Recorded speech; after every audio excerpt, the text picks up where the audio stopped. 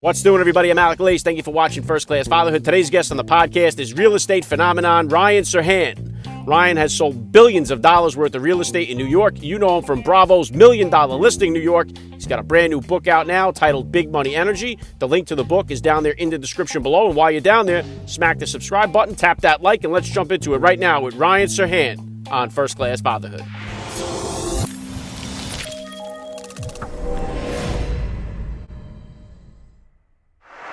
Joining me now, First Class Father, Ryan Serhant. Welcome to First Class Fatherhood. Thanks for having me.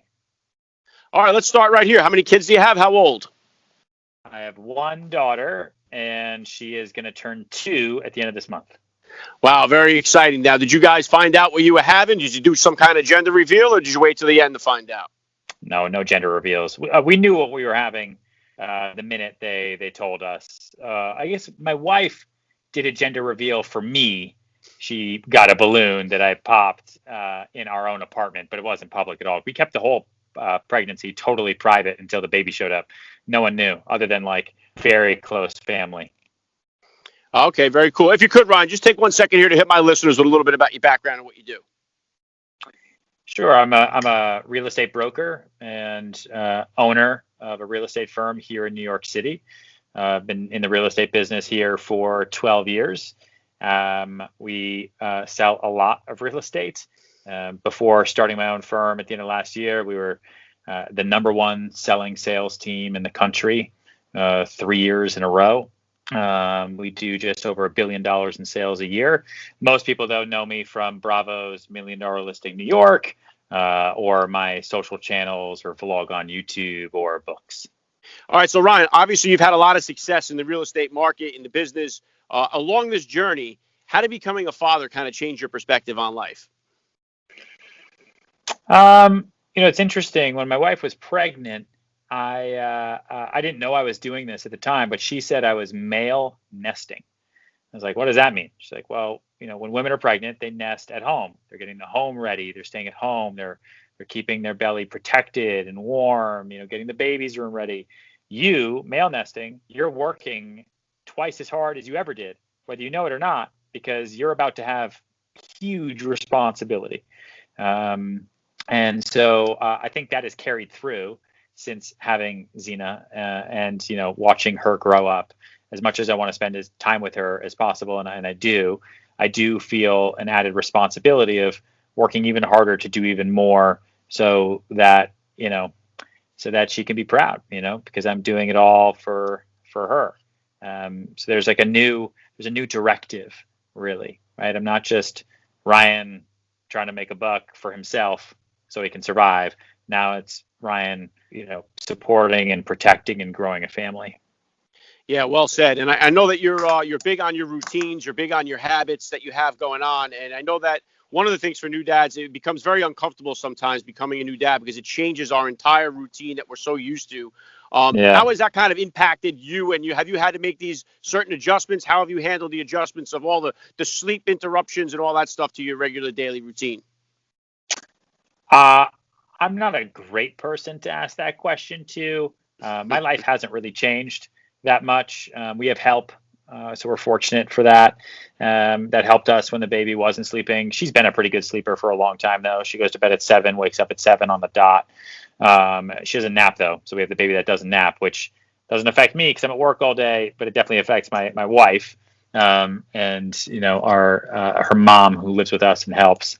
But I still wake up at the same time and go to the gym and go off to work. But I guess, it's changed in two ways. I mean, obviously COVID has changed things too, in the last year, but now it's part of our deal that I come home twice a week to put the baby to bed. And I pick those days over the weekend so that we're prepared and so that there's no hurt feelings, no awkwardness, no, I gotta stay tonight no matter what with clients. I don't care what the deal is. I'm home 2 nights a week, and then Saturday is for the baby, unless there's an emergency of some sort. But Saturday is Dadder Day. Very cool. What would you say are the top values that you're hoping to instill in Zena growing up? I would say I want her to understand the power of work and initiative. and self-motivation. Like if you can self-motivate and you know that the work you put out is going to create some sort of return, no matter what that work is, you can be wildly, wildly successful. I wanted to understand the power of discipline. I know people don't like that word, but it was instilled in me when I was a kid, and it's been super helpful in my life today, especially in a business that I'm in that has no discipline, no control, no bosses, no nothing. It's just you wake up, you sell something, or you don't. And I wanted to be, happy. I wanted to know that life is short, but you can't take it that seriously. And have fun with it, no matter what it is you decide to do. You got to do it with a smile, otherwise it's not worth doing. Yeah, well said. And getting into your book here, Big Money Energy, what was the reason why you wrote the book, and what can the readers expect when they get it? I wasn't intending to write a second book. I wrote a first book that was awesome called Sell It Like Serhant, which was really my sales manual. How to sell anything and how to build a sales career, and it's done incredibly well. The second book then came about because of quarantine. I was quarantined, couldn't show apartments, couldn't film the TV show, couldn't create any of the content that we've been creating over and over and over. And I was talking to a lot of people who were down and out, who had been fired or who had been furloughed, and were attaching their value of themselves to their income or lack thereof. And I realized that, my story actually, when I first came to New York, I think could be really beneficial for a lot of people, because when I first came here, I'm not from New York. I didn't have help from anybody. I made $9,000 my first year, and I lived in Manhattan, in the center of the city. And I understand what it means to not have money or to be nervous about paying your rent. But I figured out that even though I couldn't change my circumstances, I could change my energy. And if you change your energy, you can change your life. And there's a way to do that. And that's what the book is about. I titled it Big Money Energy because that's kind of the nickname I give to super successful people, right? Like, man, she's got big money energy. Like, I want some of that. But what it really is about creating a magnetic energy and a magnetic personality that attracts success to you. Yeah, really good stuff, Ryan. I'm going to drop the link to the book in the description of today's podcast episode, so my listeners can over there and check it out. Yeah, and you know what? For a lot of dads, Ryan, a lot of times, especially if you have several kids and you're in the middle of a job that you really don't like, but you're staying with that job because it's supporting your family. A lot of guys may feel that risk is too much to risk. It's to do something that they really are passionate about or really love, because they're afraid of what it might do to their family. So what kind of advice could you give to the dad out there that's kind of stuck in a job he hates, but he'd love to transition into something, maybe not real estate, but maybe something else that he's more passionate about? Listen, I love parts of what I do. I don't love my job.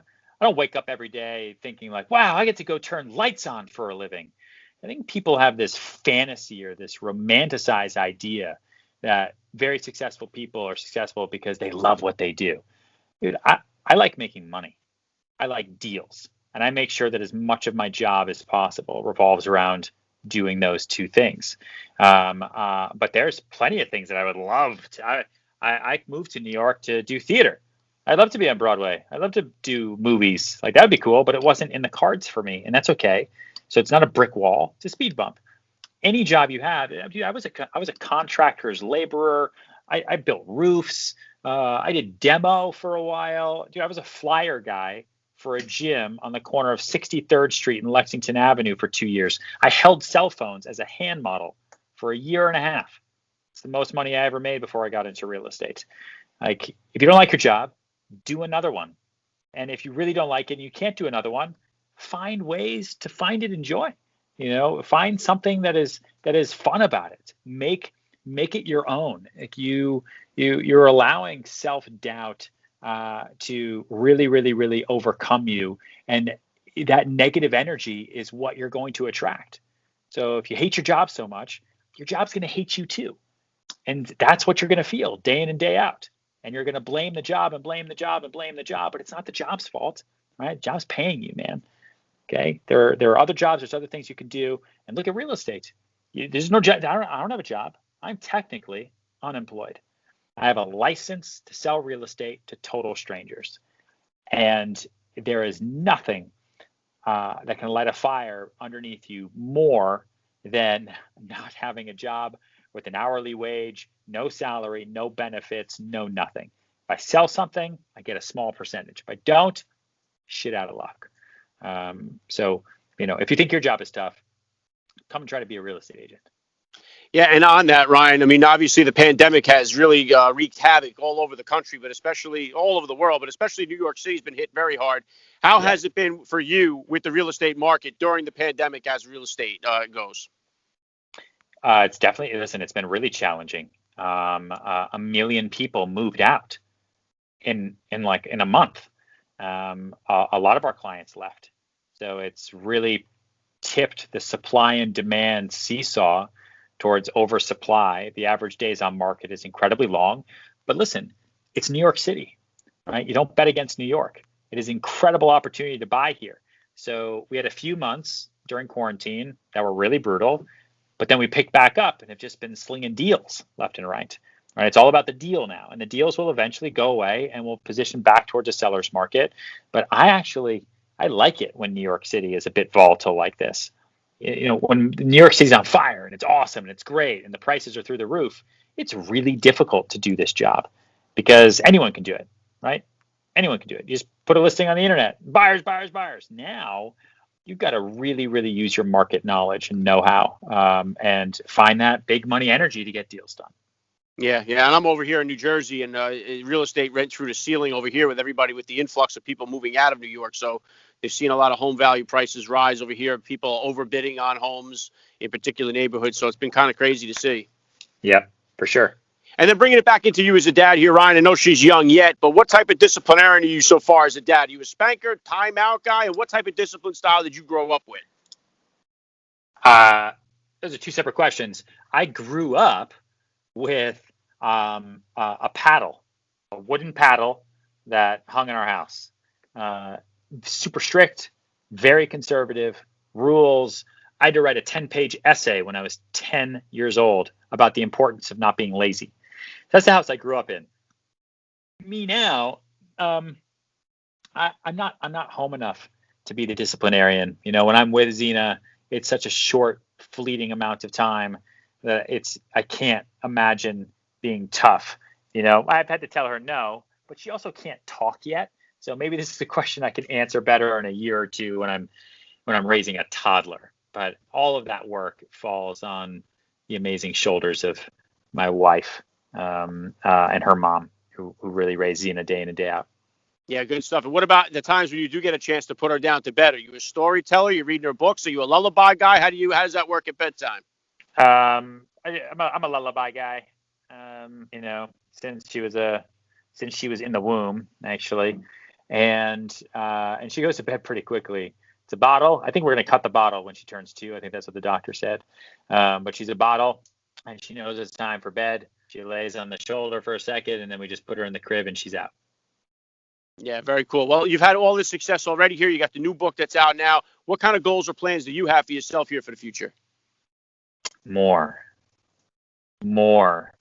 across the board, man. Life is short. I don't want to leave anything on the table, right? I think when I was a younger kid, I remember driving by a cemetery and my grandfather asked me if I knew who was in there. And I was like, do I know any dead people? And he's like, no, who do you think's buried in there? And I said, dead people? And he said, nope, it's a guitarist who just didn't do it a little bit more that you'll never know. A mathematician who just didn't try a little bit harder that you're never going to know. And he went on and on and on and on and on. But it's really stuck with me ever since then. What's the point in living if you don't give it your absolute best shot? Do as much as you possibly can. Stay happy, but do as much as you possibly can, because before you know it, look what 2020 showed us, right? Before you know it, everything can be over. So I want to make as much use of every day that I'm given as possible. Yeah, I love that, Ryan. Last thing I'm going to hit you with here. I know you're new into the game, kind of here yourself, but I love to ask all the dads that I get on the podcast, what type of advice do you have for the new dad or for that about to be father who's out there listening? Buckle up. Buckle up. It's going to be a wild ride, but it's going to be awesome. And also, don't stress. Like, no one knows what they're doing. You're going to figure it out. The kid's going to tell you what to do. Everything's going to be okay. And it's going to come a time in that first couple weeks where one night it's going to be bloody murder screaming and it's not going to stop. And you're going to think we have to go to the hospital because something's wrong. And then at 2 a.m., the baby's going to pass out. She's going to wake up. Everything's totally fine. Just know that's going to happen to you, and it's okay. It's supposed to happen. I wish someone had told me that. It was like, oh my God, something's wrong. We have to. She won't stop. Like face, neck, blue, everything. I had no idea what was wrong. But then she passed out, woke up, everything fine, totally great. Yeah, I love the message. Ryan Serhant, Big Money Energy available now. Link is in the description of today's podcast episode. You're a first-class father all the way. Thank you so much for giving me a few minutes of your time here on First Class Fatherhood. Thanks, man.